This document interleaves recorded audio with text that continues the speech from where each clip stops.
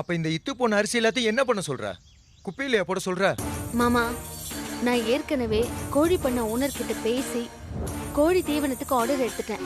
இந்த அரிசி எல்லாம் குருணையாக்கி அவங்களுக்கு அனுப்பி வச்சிடலாம். அதனால நஷ்டம்லாம் ஒன்றும் வராது. என்ன லாபத்துல கொஞ்சம் குறையும். அதெல்லாம் பரவாயில்ல மாமா. நான் ஸ்டாக்கை கிளியர் பண்ணிடுறேன். நீங்க புது நெல்லை பர்ச்சேஸ் பண்ணிட்டு வாங்க. என்னடா குமாரா, நீ தான் இந்த மில்லுக்கு முதலாளியா இருந்த. இப்ப இவங்கெல்லாம் வந்து பொறுப்பு எடுத்துக்கிட்டு உன்னை படாத பாடுபடுத்துறாங்களே, இதை எப்படி நீ சமாளிக்க போற? என்ன மாமா யோசிக்கிறீங்க? அது ஒண்ணும் இல்ல, நல்ல நெல்லை யார்கிட்ட கொள்முதல் பண்ணலான்னு யோசிச்சுக்கிட்டு இருக்கேன். இப்ப யோசனை வந்துருச்சு. சரி, நான் கிளம்புறேன். சரி. வணக்கம் சார். வணக்கம் மேடம். வணக்கம் சார். மேடம், இது நேசமணியோட மில்லு தானே? ஆமாங்க ஐயா, அவரோட மில்லு தான். உங்களுக்கு என்ன வேணும்னு தெரிஞ்சுக்கலாமா? நான் பெரிய பெரிய கேட்டரிங் காரங்களுக்கு அரிசி சப்ளை பண்றேன். அதனால உங்ககிட்ட அரிசியை பல்கா ஆர்டர் பண்ணலாம்னு வந்தேன்.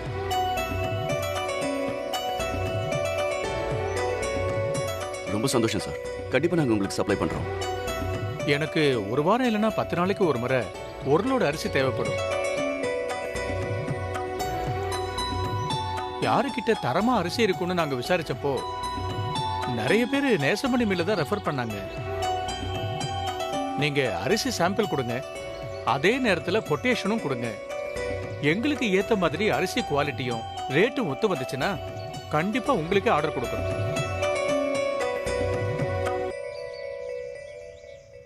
சார், கண்டிப்பா எங்க மில்ல இருந்து குவாலிட்டியான அரிசியை தான் நாங்க உங்களுக்கு கொடுப்போம். வேணும்னா நான் உங்களுக்கு சாம்பிள் காட்ட சொல்லட்டுங்களா? இது உங்க மில்லா? நேசமணி மில்லுன்னு தானே சொன்னீங்க? சார், இது நேசமணியோட மில்லு தான். அவர் என்னோட பெரியப்பா தான். ஓ. இப்ப நாங்க பொறுப்பெடுத்துக்கிட்டு நாங்க 2 பேரும் பாத்துக்கிறோம்.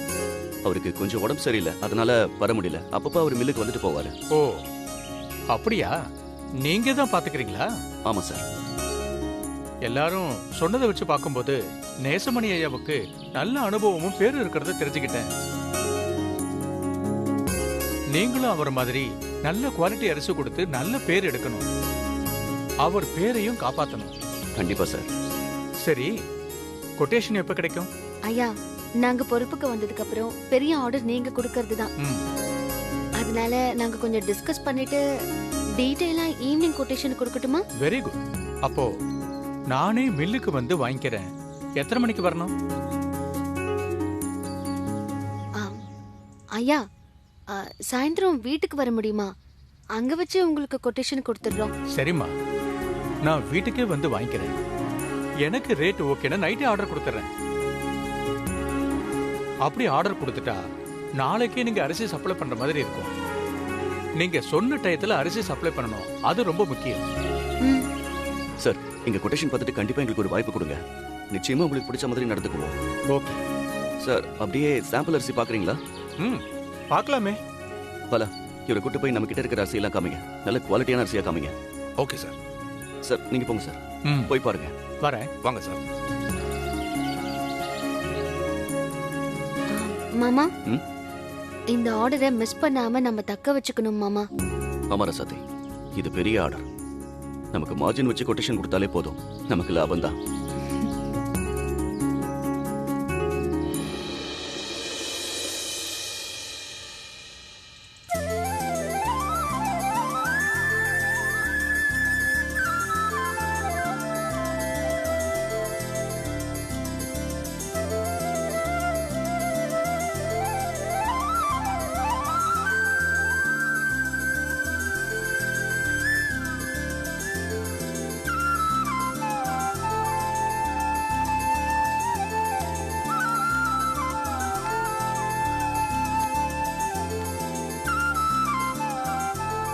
பூமிகா, உன் டிராயிங் எங்க வச்சிருக்க?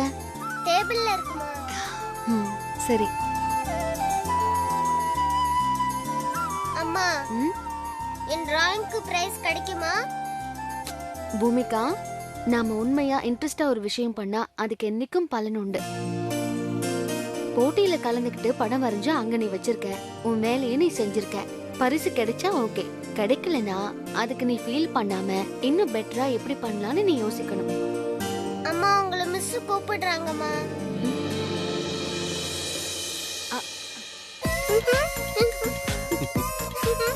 அக்கா ரசதி, நீ பழக்க தோஷத்துல சின்ன குழந்தை கூட பார்க்காம அட்வைஸ் பண்ண, அதான் அவளுக்கு புரியல. அங்க பாரு, கண்மணி அண்ணி வராங்க.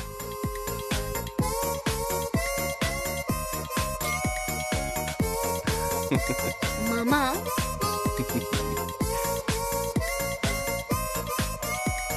Function ஆரம்பிச்சிடலாமா madam? ஆமா, ஆரம்பிச்சிடலாம். நேரம் ஆகிட்டே இருக்குல்ல. Good morning everybody. இந்த ஓவிய போட்டிக்கு குழந்தைகளோட வந்திருக்கும் எல்லா பெற்றோர்களையும் வரவேற்கிறோம். இந்த ஓவிய போட்டிக்கு ஐடியா கொடுத்தது ராசாத்தி மிஸ் தான். மிஸ், இங்க வாங்க.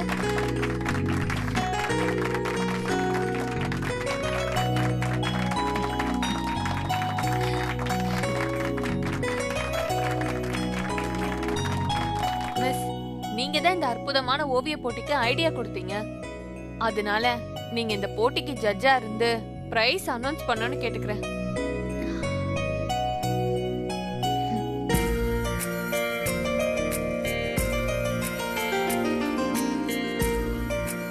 எல்லாருக்கும் வணக்கம்.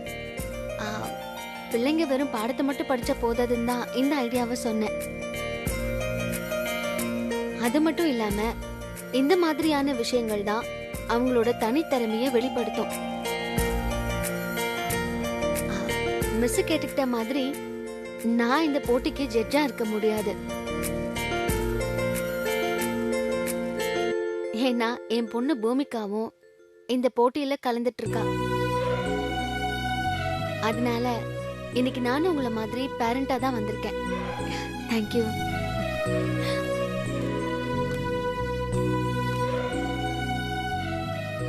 அம்மா சூப்பரா பேசுனீங்க. அப்படியே செல்லும். தேங்க்யூ. ரசதி, கண்மணி அண்ணி வராங்க. மாமா ஏய், நிஜமாதான், நீயே பாரு.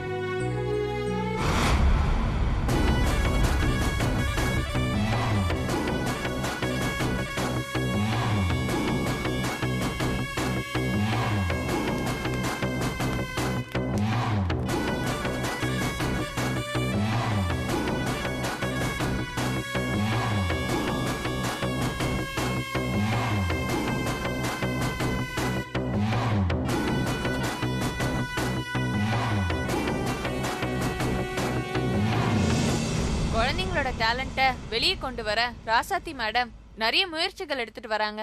எல்லா குழந்தைங்களும் இந்த அளவுக்கு அழகழகா வரைஞ்சிருக்காங்கன்னா அதுக்கு ராசாத்தி மிஸ் தான் காரணம்.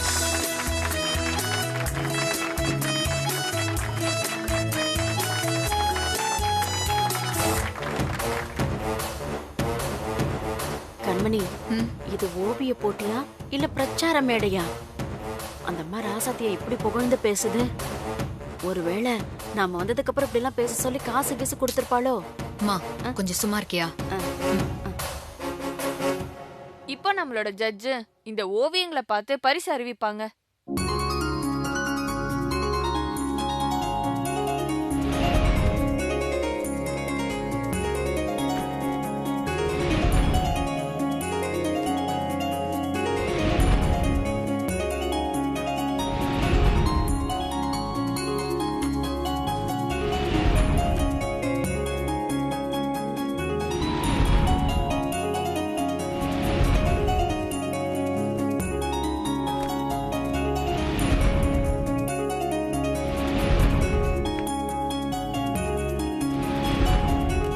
அம்மா, ஃபர்ஸ்ட் பிரைஸ் எனக்கு தான் கிடைக்குமா? ஸ்வேதா செல்லம், உனக்கு இந்த டவுட் எல்லாம் வரவே கூடாது. நீ தான் ஃபர்ஸ்ட் பிரைஸ் வாங்குற.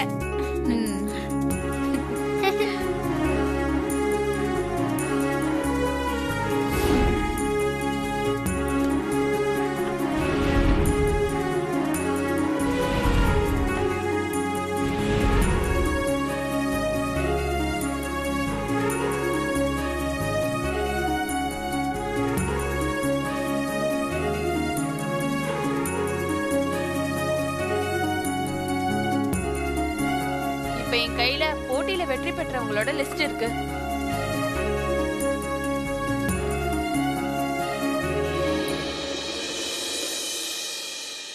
நம்பர் 7 இயற்கை காட்சி எம் புகழேந்தி. மூன்றாவது பரிசு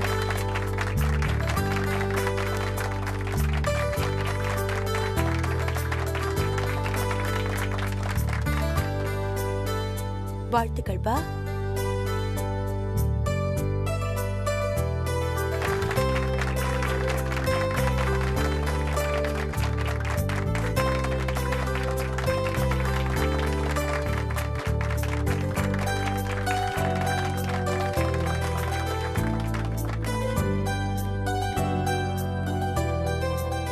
நம்பர் 10 தேசிய பறவை மயில் பிரியதர்ஷினி இரண்டாவது பரிசு.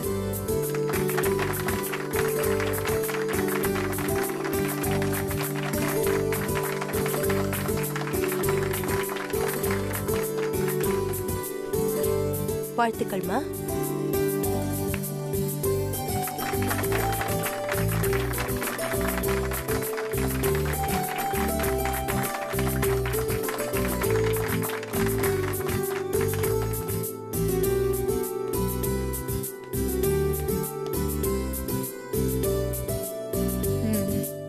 இப்போ எல்லாரும் ஆவலுடன் எதிர்பார்க்கும் முதலாம் பரிசை அறிவிக்கும் முன் நான் ஒன்றை சொல்ல விரும்புகிறேன்.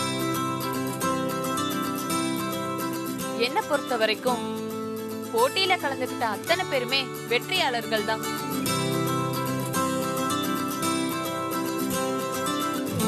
இந்த முதல் 3 பரிசு என்பது இந்த போட்டியை சுவாரஸ்யமாக்கி பெருமைப்படுத்துவதற்கு தானே தவிர மற்ற பிள்ளைகளை சிறுமைப்படுத்துவதற்காக அல்ல. பரிசு பெறாத பிள்ளைகளை பெற்றோர்கள் ஊக்கப்படுத்துமாறு கேட்டுக்கொள்கிறேன்.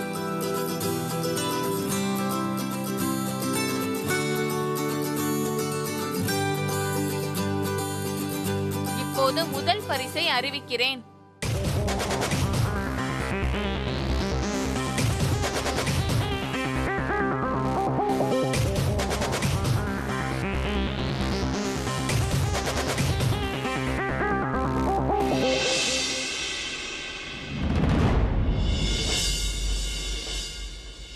நம்பர் 18 பட்டர்ஃப்ளை வரைந்த பூமிகா முதல் பரிசு.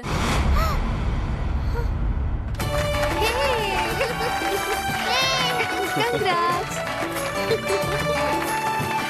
என்னது பூமிகா சூப்பர் செல்லம்.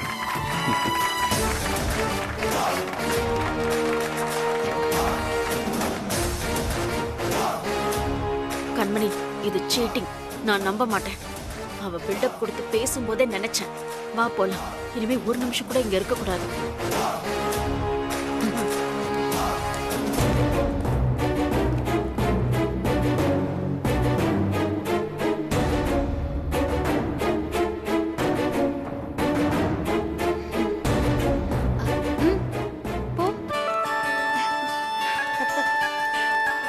வாழ்த்துக்கள் பூமிகா.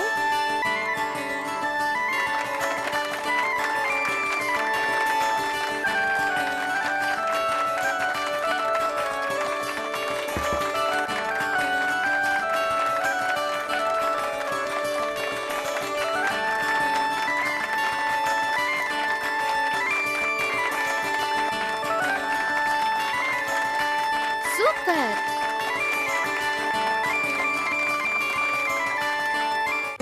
ஹாப்பியா?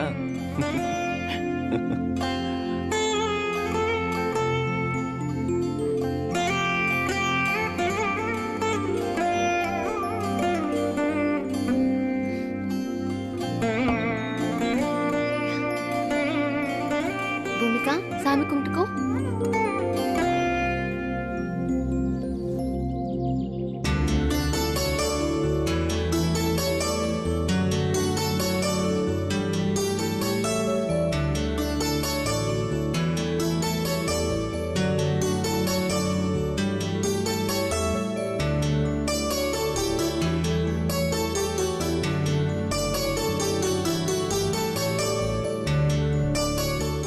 பூமிகா டிராயிங்ல பரிசு வாங்கினது ரொம்ப சந்தோஷமா இருக்கு.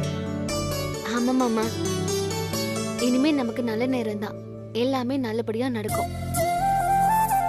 ஆனா நாம இப்ப இருக்கிற சூழ்நிலை கொஞ்சம் கஷ்டமானதுதான்.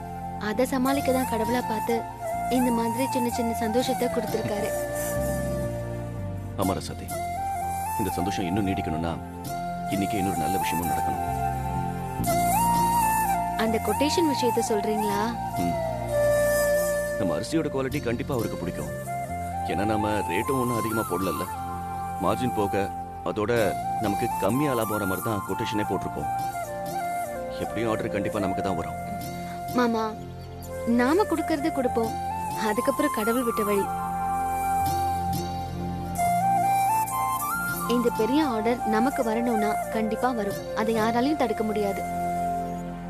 ஆனா இந்த ஆர்டர் கிடைச்சா அந்த சேட்டுக்கிட்ட வாங்கின கடனை அடைச்சு நம்ம கொடுத்த வாக்க நிறைவேற்றிடலாம். ஏன்னா இது ரெகுலர் பிசினஸ் இல்ல. நம்ம இது வரைக்கும் எவ்வளவோ பிரச்சனையை சால்வ் பண்ணிருக்கோம், இதையும் நம்மளால சமாளிக்க முடியும். என்னை பொறுத்த வரைக்கும் இந்த ஆர்டர் கூட நம்ம உள்ளுணர்வு தான் கொண்டு வந்ததுன்னு தோணுது. அந்த பெரியவரை பத்தி நினைக்கும் போதே ஒரு பாசிட்டிவான எண்ணம் தான் வருது.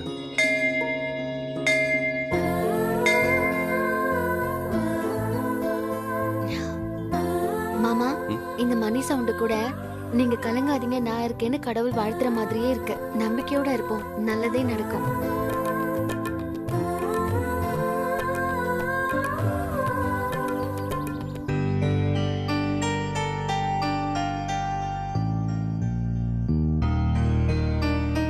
என்ன இன்னும் காணோம்? என்னதான் பண்ணிட்டு இருக்காங்க?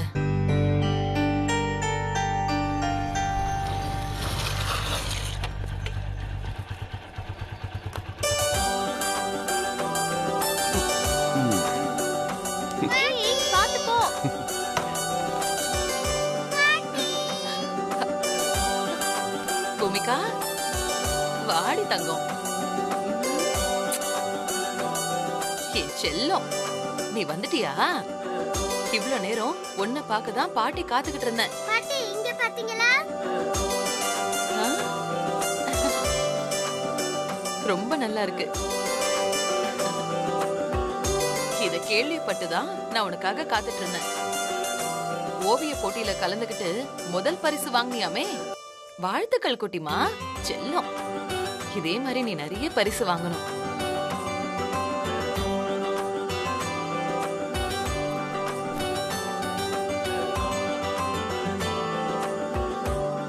என்னத்த சீட்டிங் பண்ணி பரிசு வாங்கினதுக்கு எல்லாரும் பூமிகாவை பாராட்டுறீங்க? நல்லா இருக்கு அத்தை, உங்களை நினைச்சா எனக்கு ரொம்ப பெருமையா இருக்கு. என்ன கண்மணி, என்ன வளர? யார் சீட்டிங் பண்ணா எதுக்கு பண்ணணும்? எனக்கு ஒன்னும் புரியலையே. உங்களுக்கு புரியலன்னா பரவாயில்ல அத்தை, புரிஞ்சுக்கிட்டவளும் ஒன்னும் புரியாத மாதிரி அமைதியாவே இருக்காளே, அத நினைச்சாதான் எனக்கு பத்திக்கிட்டு வருது.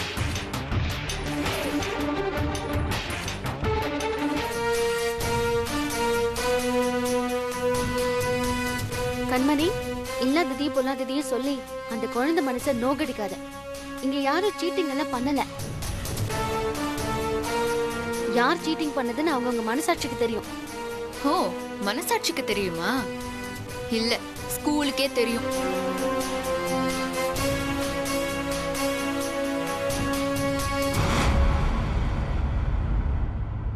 நீ தானே இந்த போட்டியை கிரியேட் பண்ண தெரிஞ்ச உனக்கு உன் பொண்ணை ஜெயிக்க வைக்க தெரியாதா என்ன?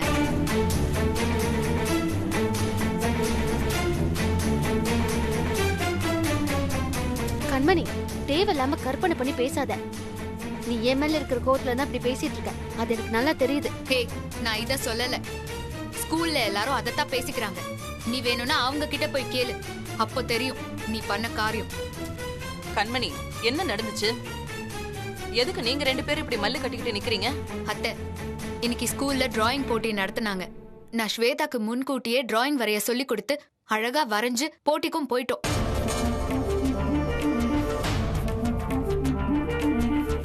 ஆனா ராசாத்தி அவ பொண்ணுக்கு ஒண்ணுமே பண்ணாம கடைசி நேரத்துல ஏனோ தானோன்னு ஒரு படத்தை வரைஞ்சு எடுத்துட்டு போனா. ஆனா அந்த படத்துக்கே ஃபர்ஸ்ட் பிரைஸ் வாங்கிட்டா. இவ வரைஞ்ச படம் நல்லா இருந்திருக்கும், அதனால ஃபர்ஸ்ட் பிரைஸ் கொடுத்திருப்பாங்க. இதுல என்ன பிரச்சனை? இதுக்கு போய் எல்லாரையும் கூப்பிட்டு வச்சு பஞ்சாயத்து பண்ணிட்டு இருக்க? இதெல்லாம் ஒரு குறையா? அத்தை, நான் சொல்றது உங்களுக்கு புரியல. இந்த டிராயிங் போட்டிக்கு ஐடியா கொடுத்ததே ராசாத்தி தான்.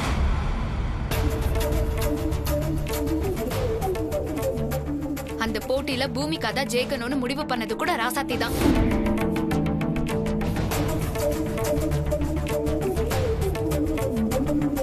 பொண்ணு ஜெயிக்கிறதுக்கு என் பொண்ணு பலிகடாவாகணுமா?